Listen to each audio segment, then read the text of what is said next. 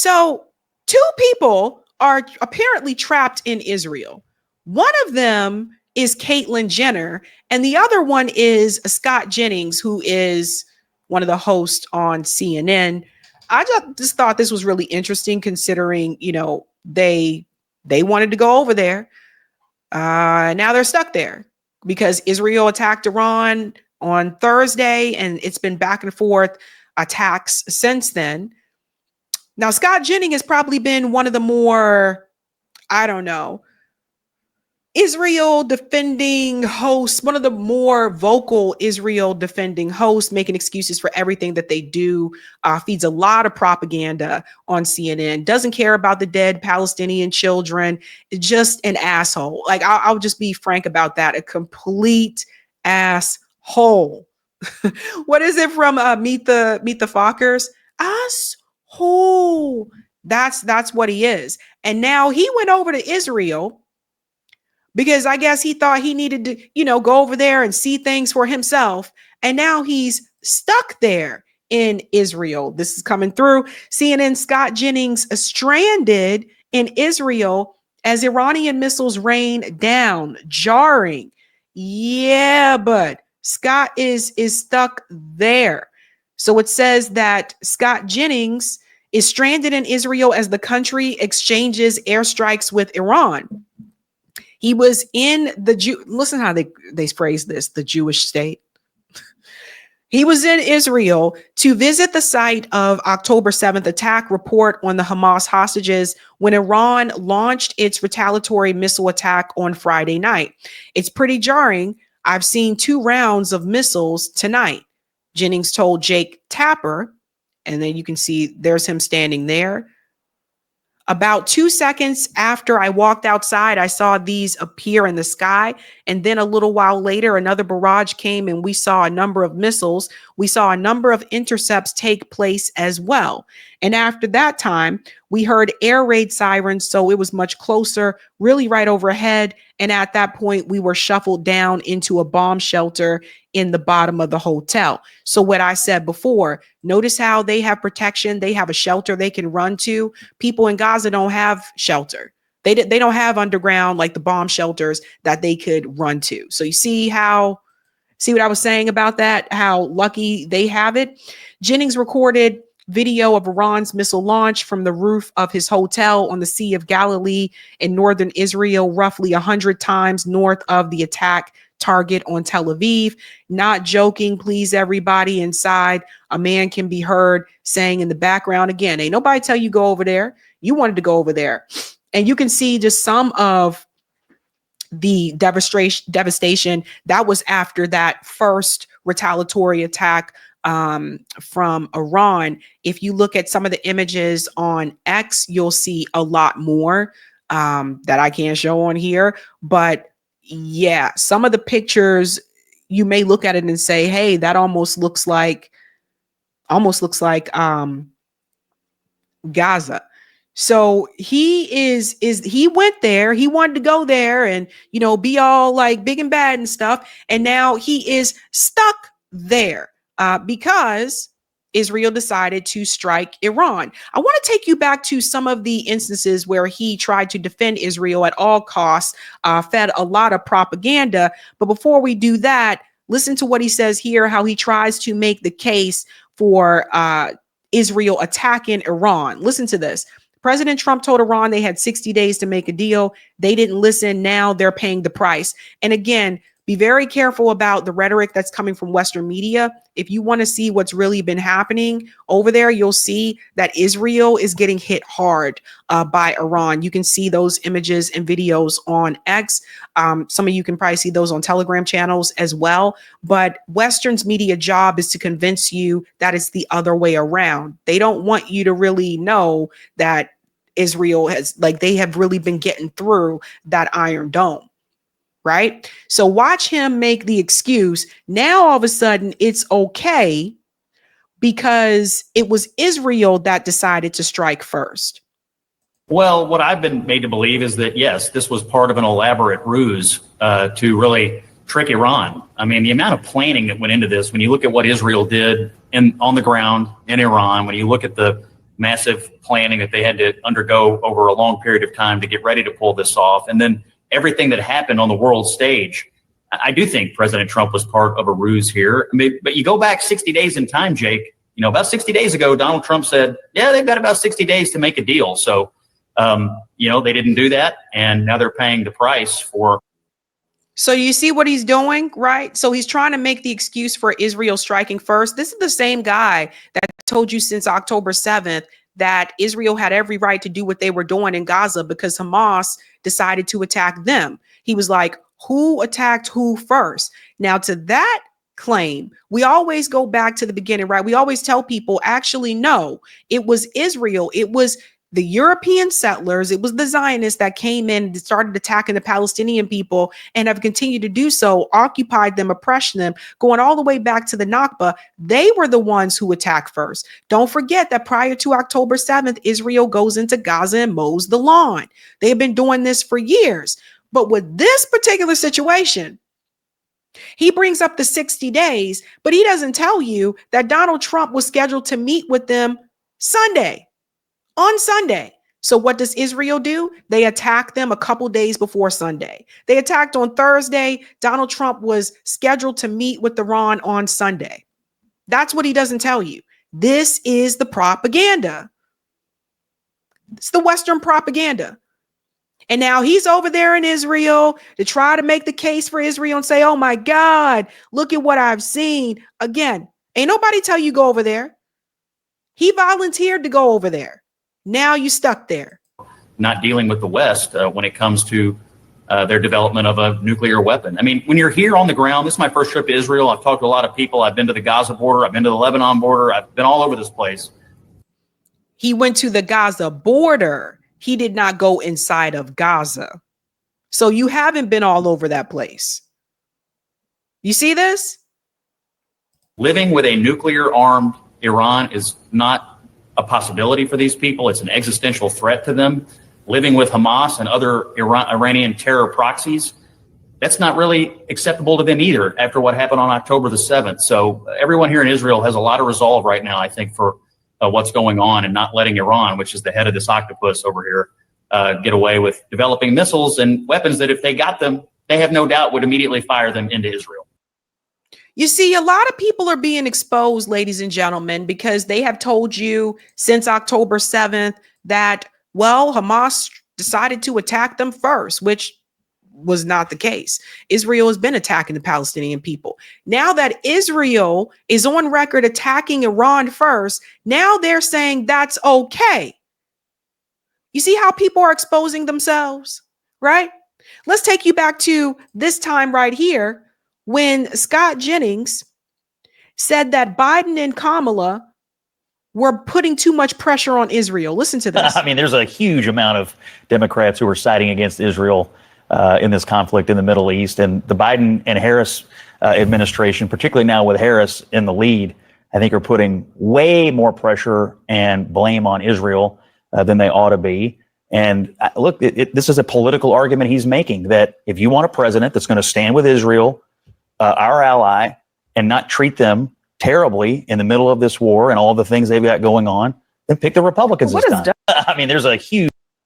So do you guys see what's happening here with Mr. Scott, right?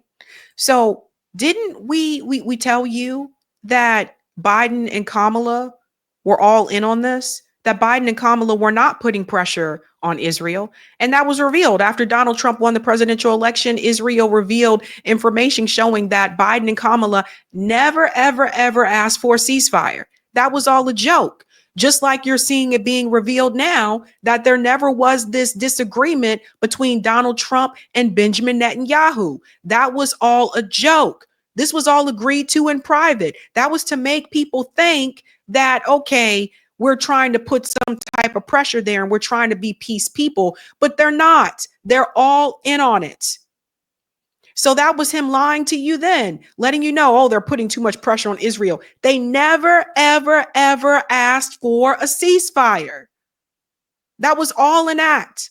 And Scott is a part of that same type of propaganda, ladies and gentlemen. He's a big part of that. Here's another one. Don't forget, Scott was also one of the commentators who went on to say free Palestine were terrorist people. Well, I mean, this is horrific. And what more do we need to see, Jake, before we realize this free Palestine movement is nothing more than a domestic terror organization right now? I mean, we had the killings in Washington a couple of weeks ago. We have this issue in Colorado. We've seen, the activities on college campuses now for months and months and months and months. The rise of anti-Semitism in America, the rise in the number of people who have come to America who hold anti-American views, anti-Western views, and anti-Semitic views, and are now willing to act on it. It is absolutely outrageous. And I think as a society, we need to understand we are dealing with domestic terrorism. It's growing more violent by the day. And if we don't deal with it, these kinds of things are going to keep happening in cities all over the place. It's awful. And we need to come to grips with the fight that we're in right now in America, a fight for the future of our country and the future of Western civilization, in my opinion. Well, I mean, this guy's face tells you, his face to me says, don't trust in me because I'm about to make some things up. Like, his face really always said that to me. Don't believe anything I say. I'm a BSer. By the way, all these people on CNN are friends. All these people are homies behind the scene. When they have those panels with Abby Phillips, they try to create some type of argument. That's for you. That's for the audience. That's theater. Behind the scene, these people are homies. They're actors. They're not journalists. I don't even know if I want to call them commentators anymore. I just call them actors. Even if you see here, when this young woman basically had to read Scott to his face. President Trump, again, today suggested that the United States would have ownership over Gaza. And he said it when he was sitting next to the King of Jordan. So how is that being interpreted?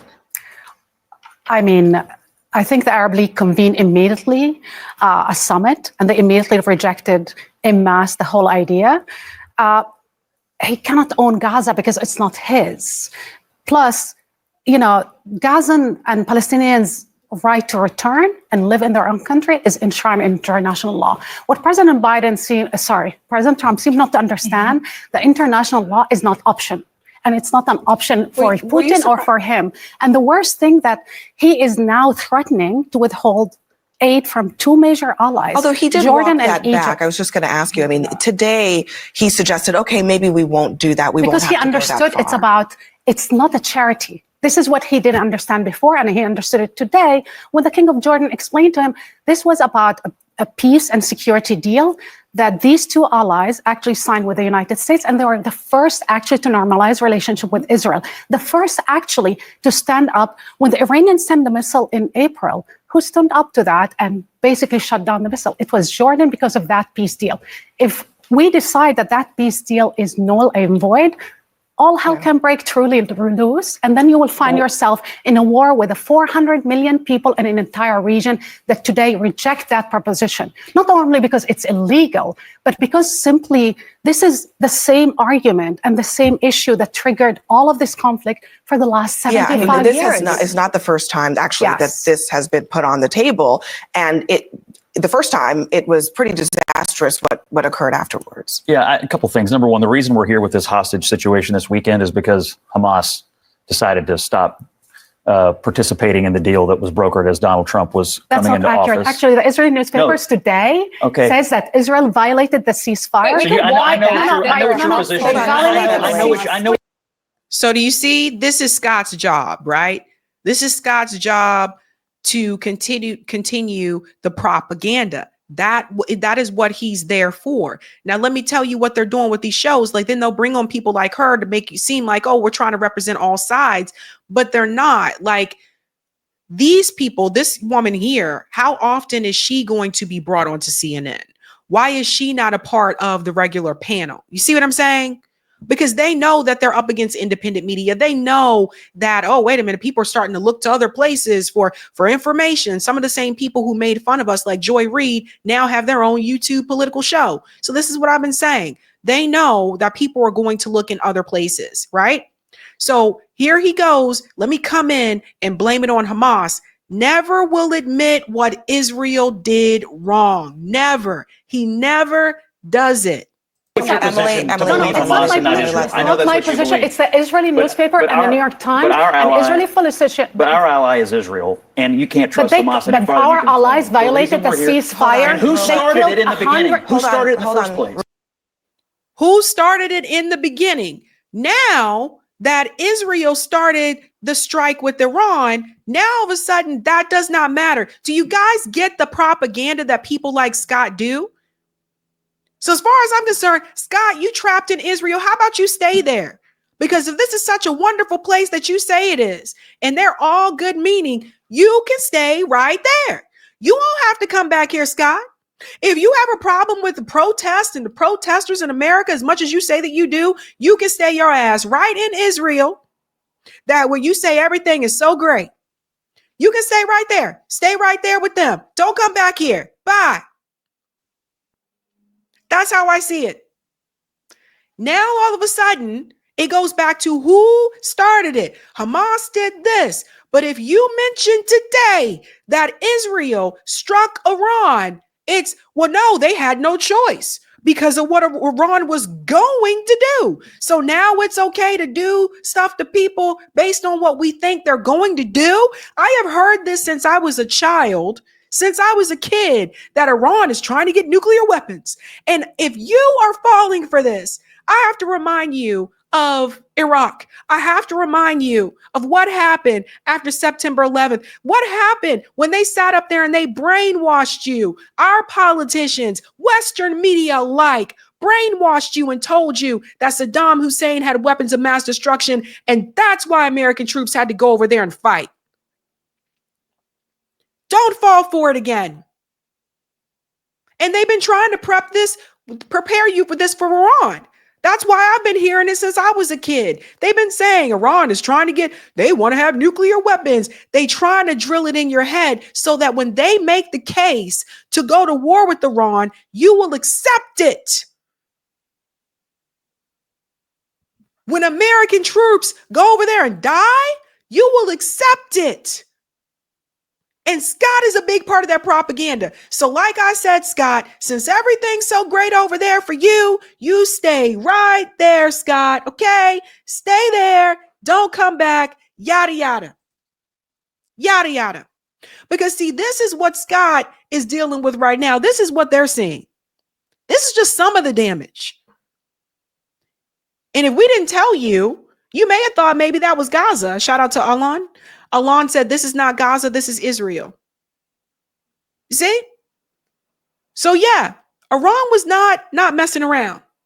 But Scott isn't alone because Caitlyn Jenner also was trapped there. Scott is trapped with Caitlyn Jenner. You have to hear this because she is there for the month of Pride, right? So let me tell you what she says. My pleasure to be here. My pleasure to be here. And I guess we just start and we go? Now, Meitale Havi will greet you. She's our deputy mayor for LGBTQ community. Nice to see you. Maybe there's a button we didn't push. Yeah, here it is. The freedom and democracy of our country, unless like our neighbor, you know. Yes. And Tel Aviv Yafo is really the house of the community. And we LA is kind of burning right now, but fortunately I live in Malibu on the other side, so I'm not near any of that stuff. But yeah, the world in a lot of ways is going crazy. Let me tell you the reason I'm here. I was in Israel years ago, and I had such a wonderful time. And I met the nicest, friendliest people, I think, in any country I've ever been to in my life. Everybody had a smile on their face. Everybody was having a good time. And I thought someday I would really like to come back. Recently, I did an article in one of your publications, Dora, where he's around here somewhere. He did the article, came to my house, and it was so well received that I think this is probably an outreach of continuing what that is. I live, obviously, in the United States. I tell people, I said, you know, the second biggest pride event in the world is in Tel Aviv.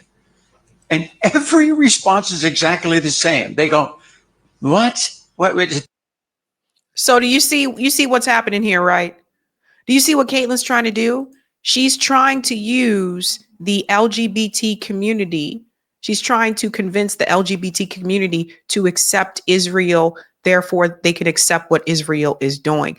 It's pandering. It's like the same type of pandering that people do towards the Black community, right? Like, did you know? Just like Juliana Margulies when she made that crazy ass statement and got grilled for it, when she said, did you know? Did you Black people know that it was us who were out there marching with you? Did you guys even know that? Okay, you want a cookie?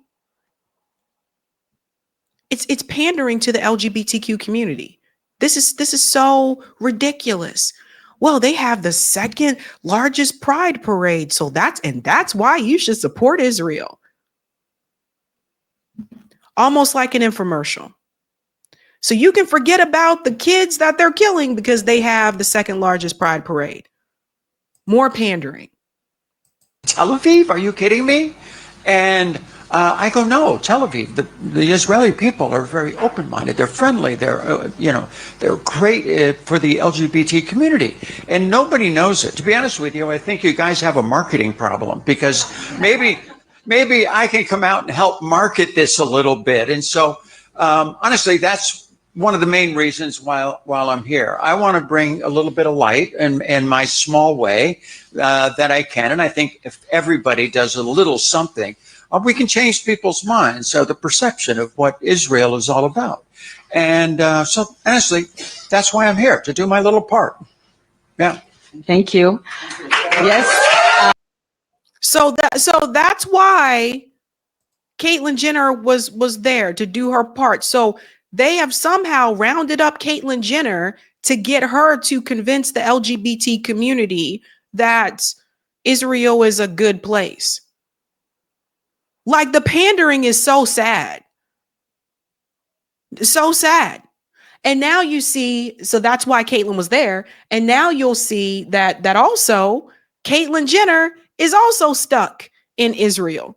Caitlyn Jenner stuck in Israel after Iran strike, posts pictures of chaos and shelter. Like, you can't make this up, folks.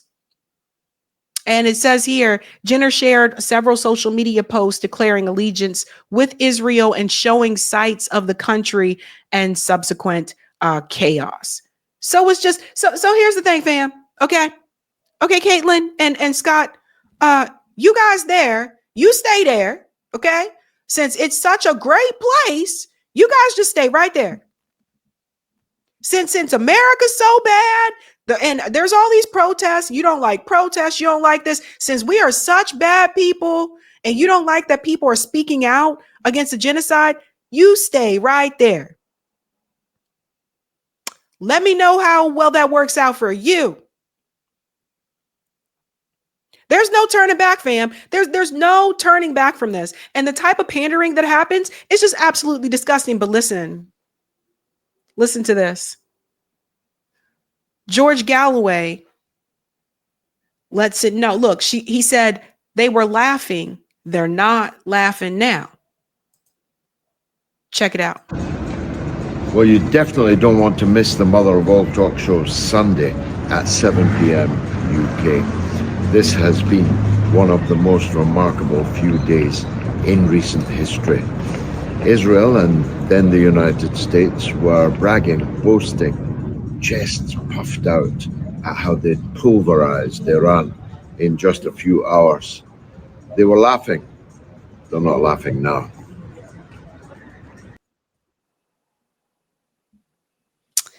Yeah, really good point. They were laughing, but they're not laughing now. It's just crazy, guys. They can stay there since everything's so great there, and everybody here who was speaking out against genocide is bad and are bad people. You guys stay right there with Israel, and you have fun at that. Have fun at that. Hey guys, this was a Sabby clip. If you like what you saw, hit that like button and subscribe.